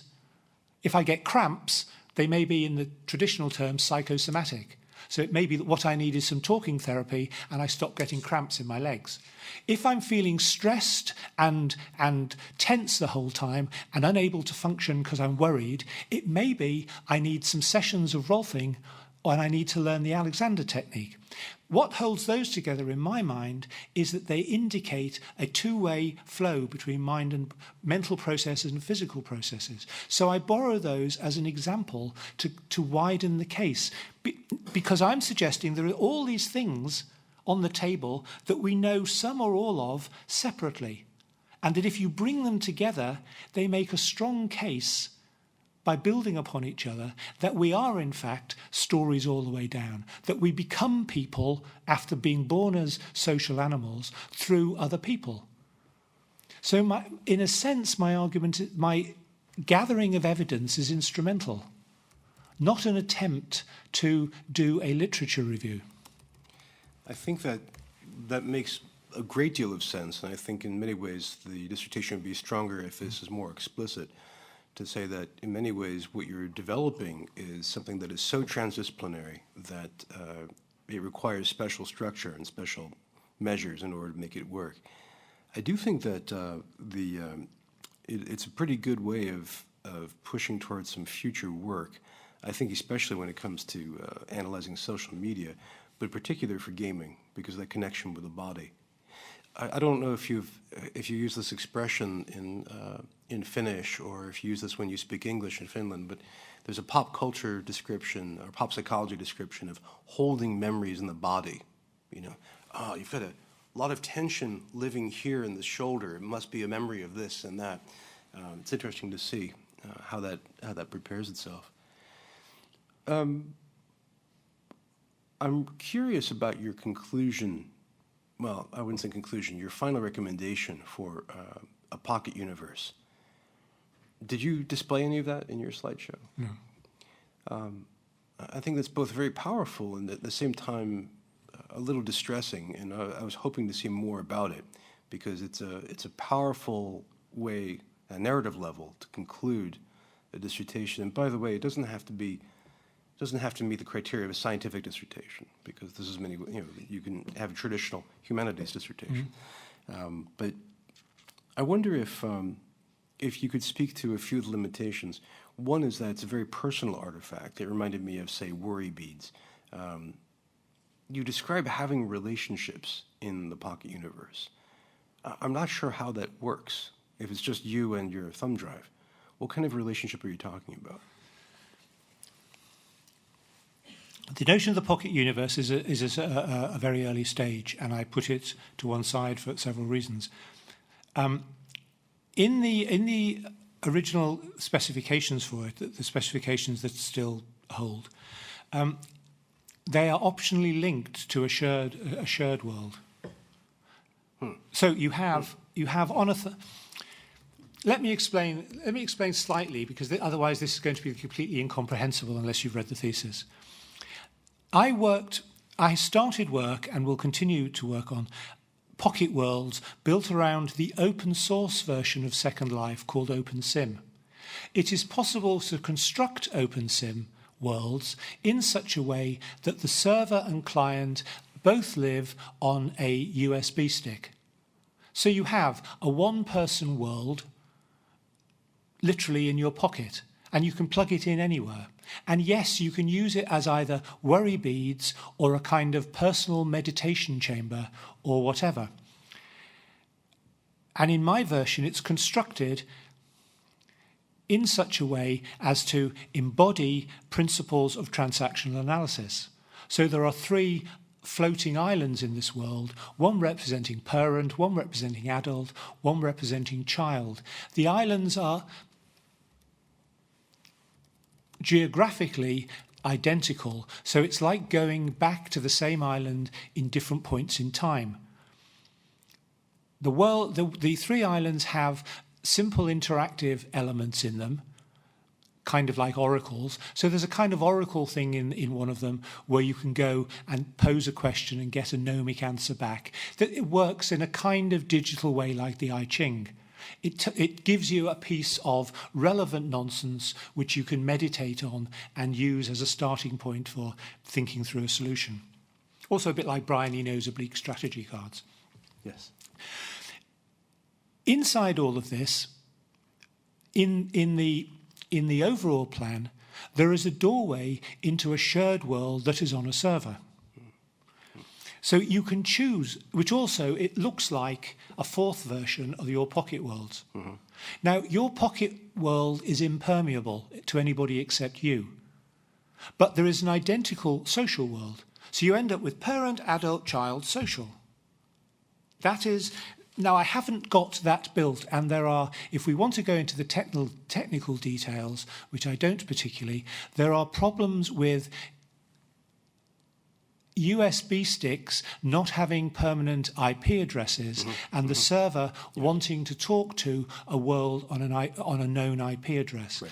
This is technically soluble, but it's a complex problem which I understand how in theory it would be solved, but I haven't yet got it to work. It may be that a quick solution would be to dump the file onto a local hard drive, give it a temporary IP address, and go from there, and then include an executable that wipes that from the hard drive when you're done, so you don't have the privacy problem. Yes, and there is also it's also possible to call the world from an intermediary app, which plants a temporary version of itself on the hard drive it's housed, the USB stick's housed in, says, hey, I'm on this hard drive, this is my IP number, gets it, and then acts as an intermediary between the shared world and those are the lines along which I will proceed, but it's a challenge I haven't managed to fix yet. But in the model, have a serious latency issue though to worry about. It'll be faster if it's on the hard drive itself. Yes, but and if we're talking along these lines, I'm not even convinced that OpenSim is the model anymore. On exactly to go back to what you were talking about at the start and Second Life rising and falling, I am not convinced in the end. A student of mine did a thesis last year on working on a preliminary version of this in Unity, so that it would work automatically on iPads and phones and I am not convinced that the way to go forward isn't with Unity. So this is all still at a preliminary stage. I have a concept. I am not claiming that I can produce at this moment a USB stick. Well, I can, but it's not here. But a USB stick that will anything like the finished app. But the idea is that you have a pocket world in which you can have a private meditation chamber, in which you can place a gallery of images in 3D, spatially, so that I feel nearer to you than I feel to him. So I can actually move the island round so it reflects my concerns. That I can talk to non-player characters who appear there as gurus, guides, oracles. That the island remembers my moods, that it asks me initially how I feel. There's a set of simple questions. If I go in depressed, the island presents itself differently. The ambient sound is different. If I go in happy, it remembers I was depressed last time, and the oracle, etc. That's the idea behind it. And then this attaches optionally to an identical social world where I can move in and out of it, and other people can move in and out of it. But they can't move into your world. But they can't move into my world, and that seems to me important for this, because that digital pocket world is, if you like, in McLuhan's terms, an externalization of my brain processes. And the shared world is an externalization of my brain's social elements. Well, this does go back to your reading of Freud in this as well. No, I think that shared world would be especially powerful, but I really like your argument for the power of the unshared part. I think it would be a lot of work to give that environment that kind of interactivity, especially the learning and being able to respond to you. But I think that would be very marketable down the road. I mean, that would be, in fact, I don't know of any psychological app that's at that quality. I mean, there are therapy apps online, but they're more discussion-oriented, which again is historical. I think this could be a really useful project. Well, let me now tell you what I think the real difficulty with this is, which is not technical, and the real area where I've been thinking for a long time. And it's to do with modelling, like so much of this is. App State University, with whom I had a long and fruitful collaboration, had taught whole MA courses online, inside a virtual world. They used active worlds. And they taught whole MA courses from start to finish in educational leadership, 2-year courses, inside active worlds. And one of the things they didn't find problematic, which I did, was the metaphors. So one course took place in a Wild West environment. Another course took place on a desert island. I am not convinced that this is not problematic. Bryan says, and I'm thankful for the praise, Bryan says this could be eminently marketable and an important psychological app. I say there is a modelling problem, because if I say to you, your parent world looks like Colorado, and your child world looks like a series of underground caves, and your adult world looks like a castle, this may chime with me. I may feel adult in a castle. How do I know how can I impose those kind of models onto somebody else with any hope of success? Well, in a sense, that answering that question is the task of every world religion. Yes, and there have been successes. So you have some inspirations at work. But also Scientology for the 21st century. Well, we already have that. Please do something different. But and you can get Tom Cruise for you before he dies.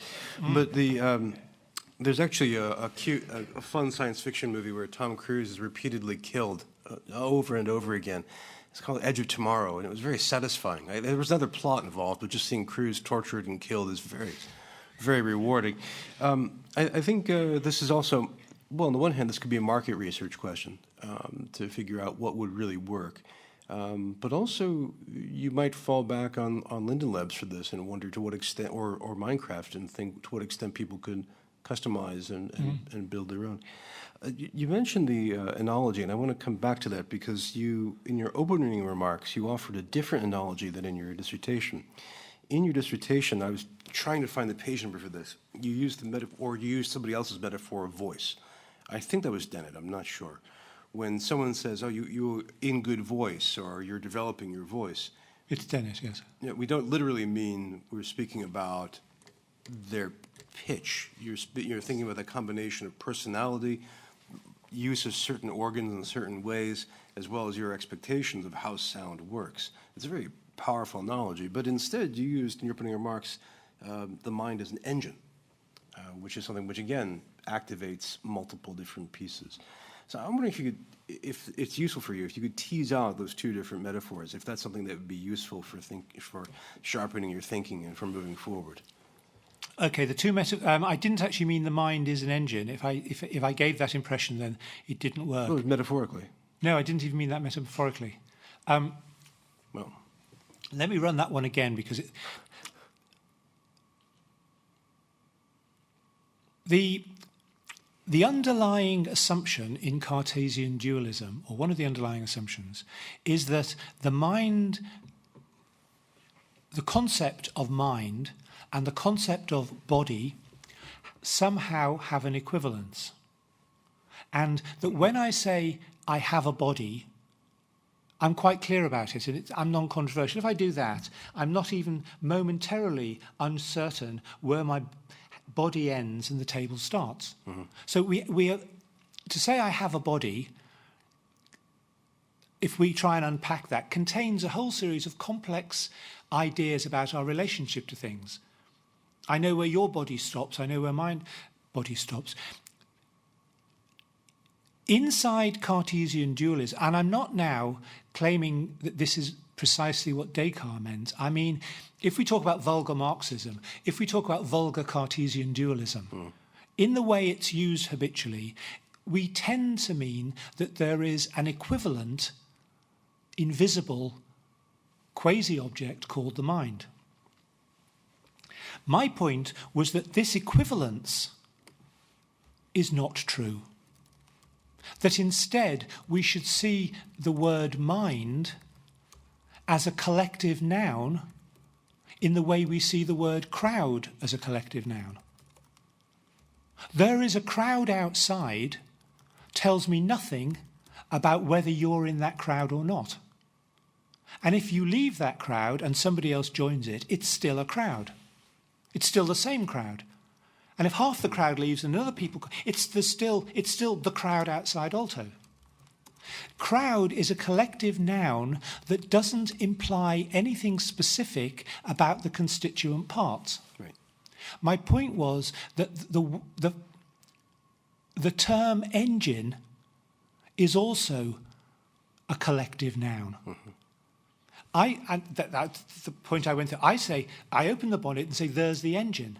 And you say, does it have pistons? And I say, no. And you might say, as a literalist, well, if it doesn't have pistons, it's not an engine. Right. And I say, nonsense. Get in the car and start it, it'll drive forward. It drives forward because that's what we call an engine. The word engine means the stuff that put together in the right way and running collectively moves that car. Now, I don't mean the mind is an engine, nor do I mean the mind is a crowd. I mean the word mind occupies the same conceptual space with regard to mental processes and mental functions as crowd does with regard to the individual people who are its constituents, and engine does with regard to the spark plugs and pistons and wires and bits and bobs. So in a sense, they're equivalent analogies. That makes a lot more sense. That's pretty powerful. But I think this is more powerful than even your dissertation suggests. For example, what do you think are the implications for democracy if we are that, for lack of a better word, disintegrated? I mean, you think voting, for example, or determining what a citizen is or how we do it are all very unitary functions, usually presuming a unitary central scrutinizer, in fact, that is capable of making rational decisions. But what you're describing is a much more exploded sense of self, one that's much more fluid, and again, based on stories all the way down. In a sense, what you're describing is a humanities collective and less a scientific monad. I mean, if this is true, what does this mean for democracy? Do we start to have to rethink about how we do policy? Democracy, as it's presented today, is both claims to be both rational and in some ways consumerist. The idea is we listen at second or third hand, or fourth hand or fifth hand, to a political discourse carried out by experts who then tell us it's now time to make a choice between prescribed options, and we are assumed, just like in classical economic theory, to make a rational choice. My argument, well, not my argument, the argument I have collated would suggest that Native American tribal councils and other similar bodies probably have it more nearly correct in terms of relating decision-making to how human sociality works. The idea that I can sit in some sort of consumerist position and absorb political discourse that happens at a distance, and then at the end of the process, to which I've had no direct import, and importantly in this idea, no emotional involvement, then in a totally non-emotional, rational way come to a decision, turns out to be fundamentally untrue, and turns out to be... And then people pretend to be horrified when the public votes emotionally. When the fact that I am engaging, amusing, have a history of starring in action movies, present myself engagingly on the platform, somehow people find my policies more attractive than that overweight, dumpy person there who mumbles like this all the time. Don't tell me about this. My country is trying to figure out if we want Donald Trump to be president, so... Well, that's what I'm meaning. I apologize on behalf of my nation. Sorry, I'm glad if it's entertaining for you now, but my God. No, I think this is true. And in fact, this brings us back to simulations, where, in a sense, if I understand your argument, candidate Kelly, you're describing democracy as a simulation of democracy, where we're using a scaled-up but spectacular version of what we are accustomed to at the community level. If you're mentioning Native American organizations at the tribal level, or the Icelandic government for a long time, the Aalto. Right? If that's the case, then your discoveries, the result of your research about how humans interact, suggest that perhaps we should disintegrate democracy, that we should devolve decision-making back down to the small group process, that the federal organizations are in many ways a spectacular failure. And we need to, it's almost an anarchistic argument, in a sense. I'll approach it from the other end. I will say, when I make much play in the thesis of Ivan Illich's notion of radical monopoly. A radical monopoly is where there isn't a monopoly of one supplier, but one service, one kind of service, roads with private cars, effectively obtains a monopoly on transportation to the point where trains and buses are pushed to one side. One could argue that the politics has become industrialized in the same way as education has become industrialized.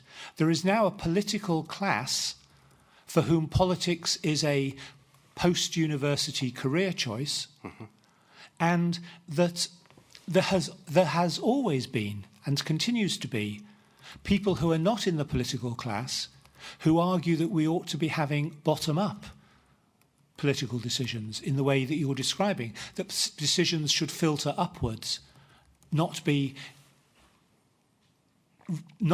given to us as predefined options from debate within the political class. I know it's always bad form to make analogies between nations and families, but let me just do one which I'm not going to push very far. Imagine if you and your family were deciding on the family holiday, and the way it was arranged, the children sat on the sofa and you and your wife discussed backwards and forwards in a formal debate for 2 hours and then presented them with voting papers. One said Hawaii, the other said Las Vegas. That's not the way in small groups, in informal groups, we would naturally approach it. That would seem a balmy, cult-like way of bringing your children up. If they regularly, we're going to the shops now, Mother and I will have a debate. We'll discuss the week's menu. You will be given a voting paper. This is not the way it works. When we are left to our own devices, well, maybe it does in your house. Oh, my family is much more anarchistic than that. So we skip the voting and simply argue. But that's my point. You argue, and everybody is a participant in the argument, including the child that insists that there's absolutely nothing wrong with Fruit Loops. There's a wonderful anthropologist named David Graeber who has a recent book out called The Utopia of Bureaucracy, where he points out that a lot of science fiction fails to actually have democracy. And the example he gives is Star Trek. So that, you never see Spock or Kirk say, wow, I'm really disappointed with that referendum, or I belong to this political party, it's totally gone. In fact, he makes this great case that Star Trek is the ultimate Soviet science fiction, because you have a central command structure, which is pretty unitary, and it's central, bureaucratic, militaristic, and they proceed and do things without any available politics. That's a lot of fun. But I think you might want to point this out as a direction of further work, especially to the extent that you think, in the thesis that you cite, which is somebody else's thesis, which works fine, I think, here. You point out that immersive worlds can offer a powerful tool for training ourselves to deal with ambiguity and complexity. I think in many ways that what we learn from massively multiplayer online gaming might be more the practical skills of being able to organize a vacation or a grocery or healthcare. But what we learn from single-player games may be the actual impersonal, post-university, political class-like world. So it might be interesting to follow your implications as we look at how gaming develops. That's not a question so much as a recommendation. I do have a question, though, just to press on this from another angle. If we are really if we are basically crowds, if we are these fluid story machines, what implications do you see for science? I know you said that you're not doing the scientific research work, but you reach back to Nietzsche, who famously laughs at the idea of objective reality. He says, point me to an objective fact. When I was reading your dissertation the first time, I was imagining a scientific pedagogue criticizing you all the way. If you're right, should we be doing science differently? Or at the very least, should we be rethinking about science in a new way, giving a different cultural status? The short answer to that is no. The longer answer is that my position, I'm not a non-realist. And I'm certainly not one of those people that says there is no objective reality, it's all what we make of it. Rather than Nietzsche, I think I would take a reference here from the British theologian Don Cupid, who argues that one of the things that postmodernism finally incontrovertibly told us is that we live inside language, which plays a part in the whole argument about us being stories all the way down. That there is, to say that we live inside language and have a shared lived world is not to say that's all there is. It's to say that's all that we can directly access for our own social use. That is not to say that we cannot test our ideas and that we cannot produce hypotheses that we seek to falsify. I think I would go along with Popper and say that the process of science is the process of producing testable hypotheses and testing them until we're certain that they haven't broken, and then proceed from there, always being aware that they might break later. I think what I'm saying has, let me rephrase this. If what I'm saying turns out to have implications for that endeavour, then I've said it wrongly. I don't think there is anything in my thesis, in the arguments I present in the thesis and the way that they're collated, that undermines, could be construed as undermining, or conceived as me intending to undermine the scientific enterprise. The scientific enterprise is, as far as I'm concerned, the attempt to take hypotheses, formulate them, which start out as answers to questions that have struck us as interesting. I believe science starts, as Peirce says it does, with abduction. I find a fact that seems to me to need explaining.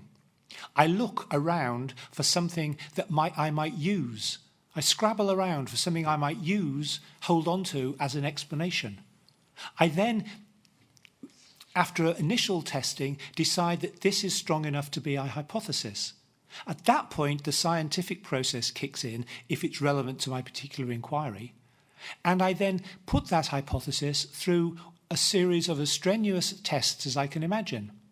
Other people do the same. If the hypothesis falls, we go back to the original problem. If it doesn't fall, it becomes part of a body of scientific knowledge. I don't think I'm in any sense undermining that when I say that we live in language and inside a language world. I think that you don't explicitly undermine that. I think it'd be interesting to reread your dissertation with that focus in mind. I do think you structure your dissertation as a scientific exercise under the terms you just laid out. And so that is successful in that you've discovered something through your student work and you're trying to figure out how to explain it best, and you keep retesting it, which I think is good. And what's different is that you conclude with, again, this pocket universe idea as a way forward, and not just for understanding how virtual worlds work, but also as a way for apprehending our modern world of new media. And I think that's pretty convincing. So if this is a formal objection, I withdraw it, but I think you raise a pretty interesting idea. And it's one that other people will raise too, as this goes forward. I do want to come back to an earlier issue, and I'm wondering if this is not a problem of terms, really. You draw heavily on literature of therapy, including the Alexander method, including a lot of psychology. And as you say, your final project is based on the principles of transactional, should we say transactional philosophy or transactional therapy? Transactional analysis is. Analysis, thank you. And I point out the problem that we run into a risk of doing therapy without being trained. And I don't mean this to support credentialism, but in fact just to point out the interpersonal difficulties of asking somebody to grapple with a charged emotional or even primal event without training, without support. I know this has been an issue in professional development in the United States. It's one reason why American universities have developed a pretty sizable body of what we call student life professionals who help this out. What do you see as the place of therapeutic functions in new media going forward? And that could be in any platform. That could be on social media, it could be in gaming, it could be in 3D visualization, whatever. The reason there is a reason embedded within the argument in the thesis as to why I use transactional analysis as one of the platforms that I deal with, and why I dismiss Freudian analysis as an option. It's a triad. What transactional analysis has is that although it claims we learn games as youngsters, we are born into a world in which people teach us games. Those games can effectively be seen as structured stories that are powerful. And what they don't claim is that these emerge from some dark part of our soul over which we have no control. So Eric Byrne, in developing transactional analysis, avoids all notions of there being some original human sin, or there being some dark part of the soul that we have to fight against, that we have secret animal desires that we must guard against, and produces a triad, parent, adult, child, which, like Gestalt therapy, deals with now and argues that these things are stories we have learned and stories that we can unlearn, or stories that we can amend in our retelling them of them to ourselves. So that's why I favour the therapies that I favour in there. They're not just the ones I happen to have read. They're the ones that are very clear about the fact that we're not born. I would argue that Freud still although Freud was an avowed atheist, he's one of the most religious atheists you could imagine. He still carries over a massive baggage from his religious upbringing about original sin and the id, the underlying subconscious, to which we have no direct access, which is always seeking to undermine us and drag us back into sin, etc. Although he doesn't phrase it in that way, but I think we can paraphrase it like that. Transactional analysis seems to be much more much less embedded in 19th century pessimism, much more concerned with the notion of stories that we can, with training, help rewrite ourselves out of.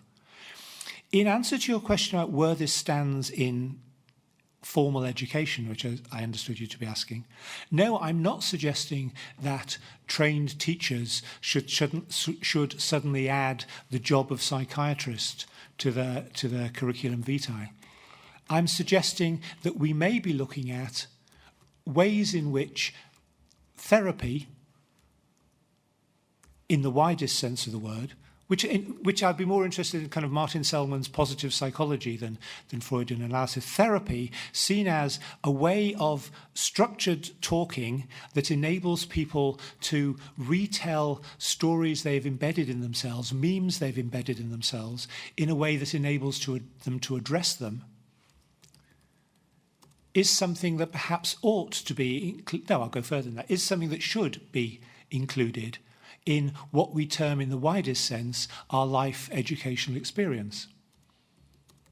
Martin Seligman, in positive psychology, one of the things we can perhaps commend him for is arguing in favour of acknowledging that being all right isn't as good as we get. There's an argument that could be mounted that most therapy movements, including transactional analysis, have all right as good as it gets. Mm-hmm. Eric Berne's book is very clear about all the games that people play that they should get rid of, and very clear that having got rid of them, they'll be all right. Martin Seligman's positive psychology is the first attempt to say, all right isn't the same. Even Maslow does it. You get to the top and you self-actualize, and that's as good as it gets. Martin Seligman says we can continue to learn to get better almost infinitely. That there is no limit to how much we can retell our stories to improve our narrative sense of self. So we can be excellent. We can be superb, yes. So such as I'm okay, you're okay, okay, that's grade one, but yes, exactly, I'm marvelous, yes. And you're pretty damn good. I'm pretty fantastic, okay. Yes. Well, then that sounds like another. Again, I keep coming back to the social. It seems like that's a way of redesigning society, not just in terms of reprogramming our polity, but also in terms of turning, I think this does go back to Maslow. It's basically focusing on self-actualization, but in a linear sense rather than a terminal sense, so we can continue to proceed along those lines. I think that takes us back to new media in many ways, where you've mentioned not games so much as gamification, and one of the ways we can use gamification is to try to improve human life. So to have, for example, public health gamified, so that people can live more and more healthy lives. It might be a way forward then to try and do that.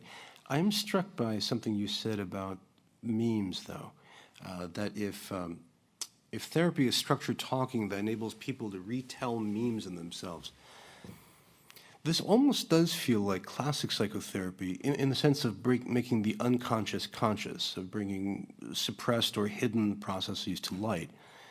In a sense, this is kind of meme therapy, where you want people to identify behaviors that they do that are actually memes that they've imbibed, much like finding games people play.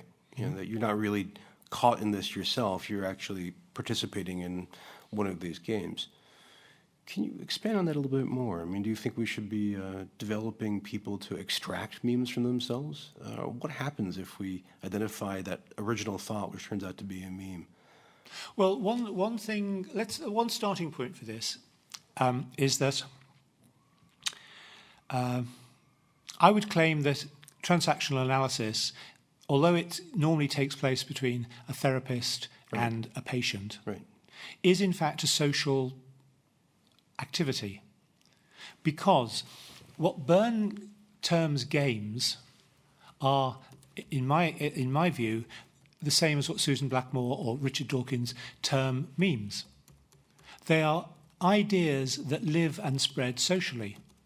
So they can only be tackled in the end socially. One of the things Eric Byrne is clear about is if somebody in the house, in his terms, is playing, I'm an alcoholic, I'm not responsible for this, everybody in the house is playing, you're an alcoholic, you're not responsible for this. It's not a game that can be played by one. He has various games like Wooden Leg, where as soon as there is a problem, oh, sorry, I'd love to help you, but I'm just a bit, I can't, sorry, not today. And he points out these are social.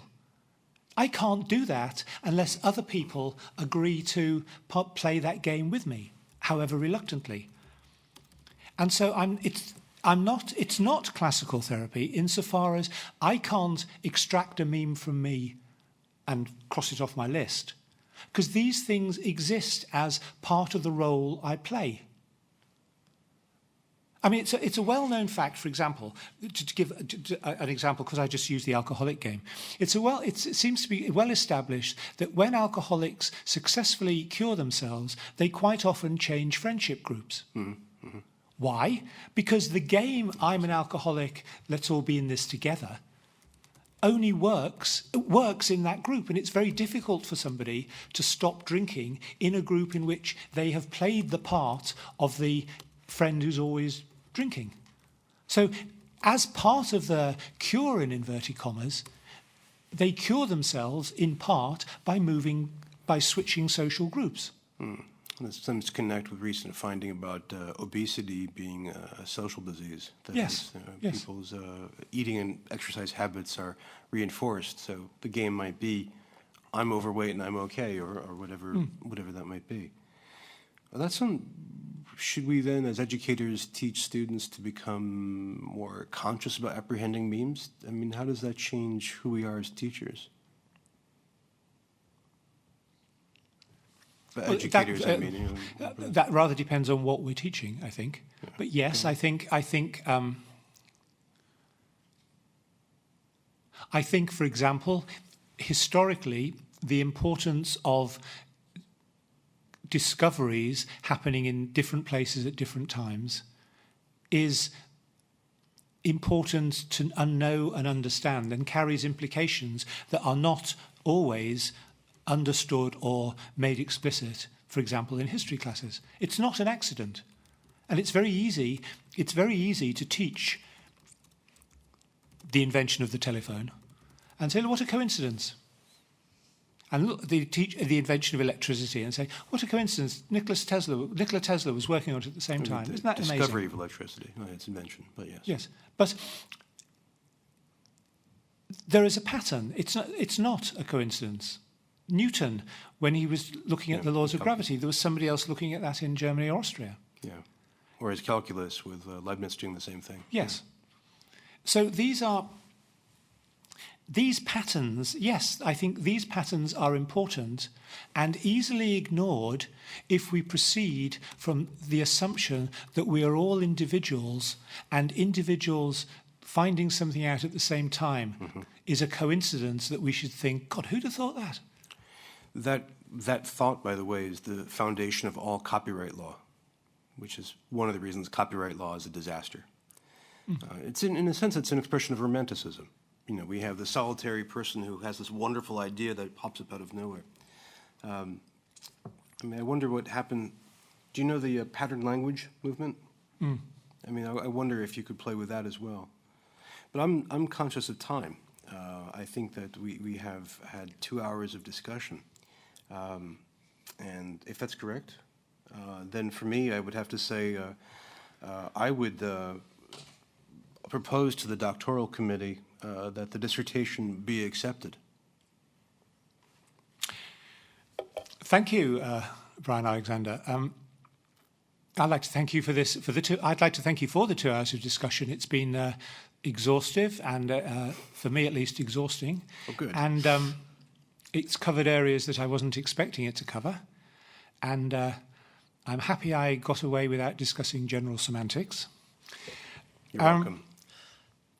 Well, if anyone present wishes to make any comments concerning my dissertation, please ask the Custos for the floor. Since there are none, the dissertation proceedings are closed.